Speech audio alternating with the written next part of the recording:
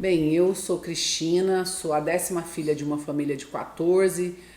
Nasci num ambiente onde o esporte era base de vida, né? Meu pai e minha mãe tinham como lema corpo são, mente sã.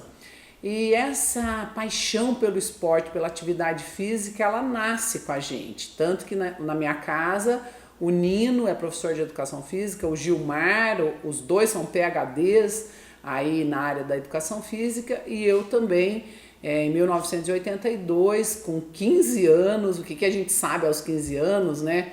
E essa aí é também uma herança das grandes famílias, você acaba aprendendo a ler e escrever muito jovem. E eu com 5 anos já estava fazendo a primeira série do primário. Então aos 15, né, fiz a opção pela educação física, prestei vestibular pela Universidade Federal do Paraná, um momento bem diferente do que a gente vive hoje, com um acesso muito mais restrito, né, às universidades, à formação aí universitária. E amei fazer educação física, né? Educação física é um curso que nos prepara emocionalmente, corporalmente para a vida. Vivenciei uma tragédia pessoal logo depois de formada. Eu estava recém-formada, né? Eu formei em agosto de 85 e vivi a tentativa de homicídio em fevereiro de 86. Então eu, na verdade, não tive uma atuação. Eu trabalhava no Sesc Centro, em Curitiba, e iria ser contratada, saindo aí do nível de estagiária para uma profissional, mas né, a vida aí me levou para outros caminhos, e a partir da queimadura, vivenciando esse processo na minha pele do que é ser uma vítima de queimadura, dois mundos que eu desconhecia, tanto o mundo da violência, porque eu também venho de um lar absolutamente pacífico. Na minha casa, a máxima era que uma criança não se cria com medo, com mentira, nem com violência. Então eu venho de um ambiente onde nem gritar a gente gritava. E aprendi da maneira mais dura o que é a vivência da violência contra a mulher. E se eu tenho 85% do corpo queimado é porque eu sou uma mulher. Se eu fosse um homem, isso jamais teria me acontecido. E também adentro, né, faço a imersão aí, que é a grande palavra-chave do ITH, na queimadura, que é outra área totalmente marginalizada na nossa sociedade e na área da saúde. E sofrendo, vivendo esse processo da reabilitação, com os meus irmãos fazendo esse trabalho. Meus irmãos, 2 deles se revezavam no plantão.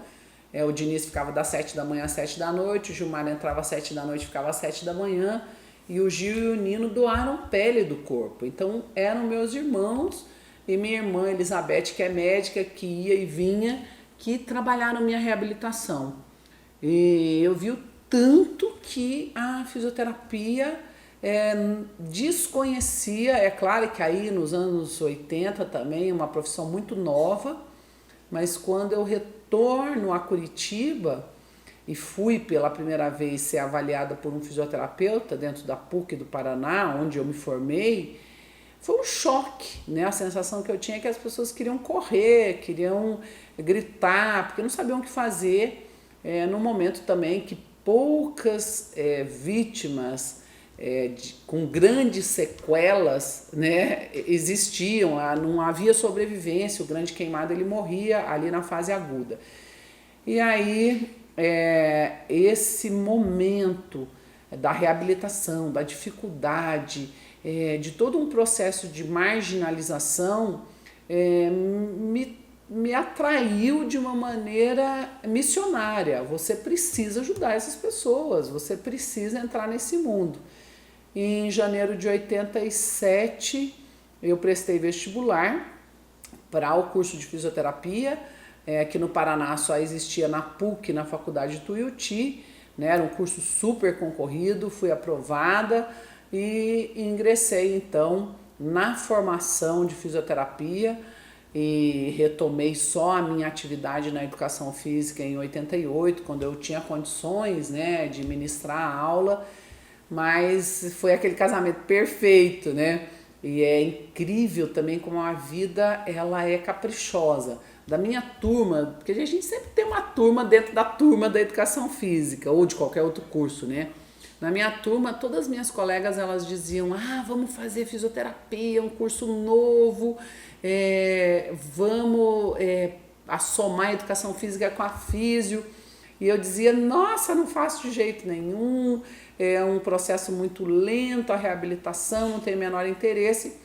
Acabou que desse núcleo, né, que éramos 5 aí, a Soraya, a Alice, a Volda, a Márcia, eu fui a única que fiz, né, fisioterapia, fui a única que segui carreira e ainda continuo aí nessa carreira que eu amo, né, como professora fundadora também do primeiro curso de formação em fisioterapia do Centro-Oeste Brasileiro, que foi fundado dentro da ISEFEGO, hoje é uma unidade da Universidade Estadual de Goiás. Eu tenho o maior orgulho em dizer: eu sou fisioterapeuta.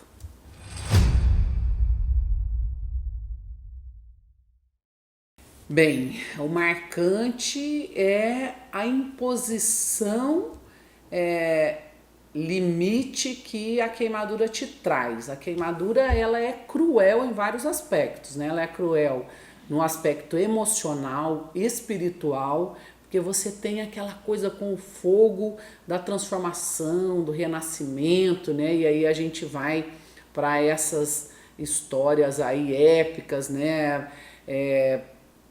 Para essa coisa que é simbólica. Então você tem uma afetação muito forte no espírito, na emoção, no psicológico, porque você tem uma alteração da sua imagem corporal, e no físico, porque você simplesmente não consegue mais movimentar a sua articulação. A queimadura ela te prende dentro do seu próprio corpo, né? Ela é absurdamente primária, ela cura por contração de bordas, então ela aproxima as superfícies articulares, né? Ela te traz sempre para o movimento da flexão. E isso te impede das coisas mais simples da vida, que é pegar um copo d'água e levar até a sua boca. Dessa mesma forma que é materializada pelo físico, também na emoção e no espírito você tem essa aderência, essa coisa que te cola, né? Como se você tivesse uma redução diante da vida, né? Como se a queimadura te reduzisse para a vida. E esse exercício de sair dessa fase paciente, essa fase sofrimento, essa fase primária, né? Selvagem até, porque a dor é uma coisa constante, e você fazer a transição para profissional, ela precisa primeiro de uma base psicológica e afetiva muito grande. E isso a minha família me entregou assim, de todas as formas. Me protegeu, me incentivou, me deu suporte para fazer a transição. E claro, como eu também fui vítima de uma agressão e a gente viveu um processo jurídico, um processo na justiça que te revitimiza, que te faz contar a sua história por muitas vezes, uma justiça que você precisa da opinião pública para auxiliar na condenação de um réu confesso, né? Então esse processo todo acaba funcionando como uma terapia, porque à medida que eu conto a minha própria história, à medida que eu repito inúmeras vezes essa história, eu mesma vou resolvendo vários problemas, porque eu vou me vendo naquele processo e vou curando aquela ferida emocional. Então esse caminho da transição, ele foi muito sólido, né? E também muito vitorioso, porque pela primeira vez, e aí marcando a jurisprudência do crime contra a mulher, nós conseguimos na justiça a condenação de um réu confesso que no júri popular negou a autoria do crime. E ele, médico, com condições financeiras adequadas, ele é julgado, condenado a uma condenação que ia de 12 a 30, ele é condenado a 21 anos, com a redução de pena ele cumpriu em regime fechado 14 anos. Isso é raríssimo até hoje. Então esse processo todo te ajuda no seu tratamento espiritual, emocional e, claro, te prepara para lidar com o dia a dia das vítimas, que eu lidei com acidentes banais, até acidentes gravíssimos, até tentativa de homicídio e autoextermínio. Então você precisa estar muito estruturada para não desmontar, porque você se vê constantemente na história da outra pessoa também, né? Então é esse processo todo aí da família, da minha família natural, né, que é do Paraná, e da minha família goiana, que foi aparecendo gente de todo lado, pessoas que eram da educação física, especialmente a Consuelo, o Pôr do Sol e a Viviane Brum, seguiram comigo nessa transição para a fisioterapia, nessa transição da Cristina sem nenhuma marca para a Cristina com 85% de cicatrizes, e esse acolhimento todo me ajudou no processo e me fez ser uma profissional completa, né? Uma profissional que ama o que faz e que de fato consegue auxiliar as pessoas ali naquele momento mais difícil da queimadura em todo o seu processo, agudo, o processo subagudo e o processo crônico, né?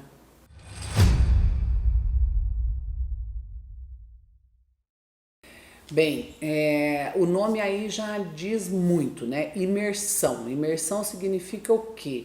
Você se entregar, você entrar dentro de um processo.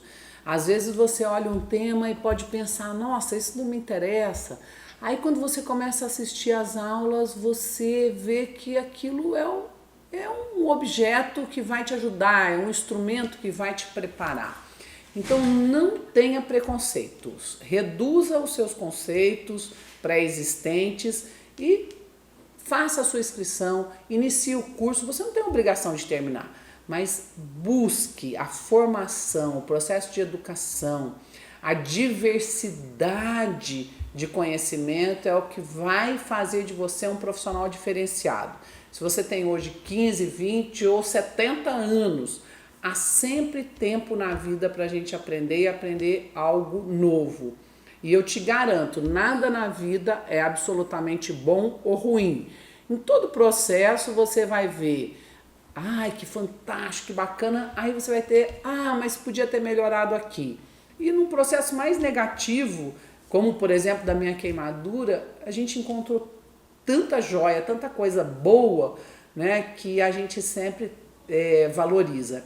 Então, não tenha preconceitos, busque informação, formação e, de fato, se prepare, né? Chega de aí ler uma frase e achar que você já tem doutorado naquele assunto, né?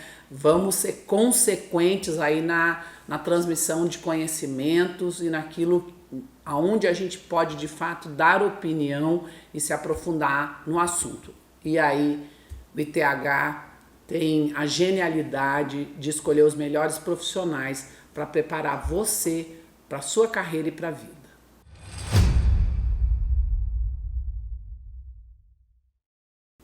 Bem, a vontade é de construir um mundo de fato melhor, um mundo mais igualitário, onde pessoas, bichos, natureza, onde as coisas convivam com mais harmonia. Nesse momento da vida eu estou sentindo um processo de muito desequilíbrio, de muita agressividade, talvez até motivado por um processo que já vem numa sequência e se depara com uma pandemia, a morte bateu a sua porta, bateu a porta de todas as pessoas. Tenta entrar no seu mundo, no seu universo, no seu eu, né? Tenta focar, eu sei que não é fácil, né? É muito fácil falar, mas é difícil fazer, mas tenta buscar o seu eu, a resposta vai estar sempre em você. Acredite em você, acredite na sua beleza, não dê ouvidos àquilo que te desconstrói. Se você vestiu uma roupa, colocou, né, um adereço e achou que tá bacana, segue a sua luz, né? Você nasceu para ser feliz e não para sofrer. E o primeiro passo para a conquista da felicidade é você que tem que dar. seu pai, sua mãe, seu amor, né? As pessoas que estão ao seu redor podem muito querer isso, mas a única pessoa que é capaz de dar esse passo é você mesmo.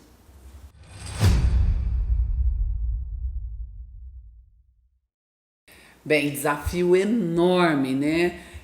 Estar aqui numa pasta que é do executivo, né? Eu estive como vereadora por 8 anos, legislando, pensando no ordenamento jurídico e teórico da nossa cidade, e agora no executivo a gente tem o papel e a função de executar políticas públicas que afirmem a identidade das pessoas. Aqui nessa pasta nós estamos com pessoas que estão em situação de miserabilidade, situação de desespero. Nós atendemos aqui a juventude que está sem política, sem direcionamento público. Nós estamos com as pessoas com deficiência, né, em toda a sua magnitude. Aí deficiente físico, visual, auditivo, deficiente com algum transtorno cognitivo. Nós estamos com a população LGBTQIA+, também com o seu leque de diversidade e com a igualdade racial, que inclui as pessoas pretas, ciganas, as pessoas que estão no nosso país em situação de refúgio, né, os refugiados e imigrantes. Então é uma diversidade de necessidades e uma pasta com pouquíssimo recurso financeiro. Então o que a gente está enfrentando é um desafio enorme, construindo as parcerias com a sociedade civil organizada, Sistema S, a CIEG, Mega Moda, FEComércio, com as ONGs, né, as OCIPs, as fundações, enfim, buscando o apoio, né, de toda a sociedade civil organizada. E eu te garanto, nós temos uma sociedade disposta a ajudar a pessoa, disposta a estender sua mão. Então é essa disposição que a gente está tentando aqui estabelecer como parceria para fazer a melhor entrega tanto de políticas públicas quanto de obras, porque essa é a missão do poder público, aplicar o recurso que é recolhido do bolso da pessoa que contribui na cidade e aplicar em políticas que dignifiquem, que melhore a cidade e em obras de qualidade, né? Estamos aqui nessa missão conferida pelo prefeito Rogério Cruz, e foi o que ele me pediu.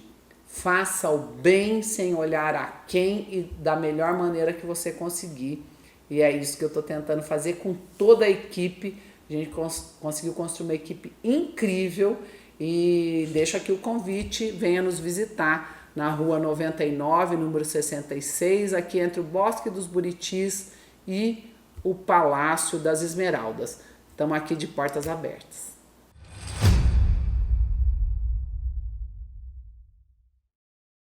Bem, eu quero agradecer o convite do ITH, quero agradecer essa equipe incrível que está se dispondo a fazer educação em Goiás, fazer educação no Brasil.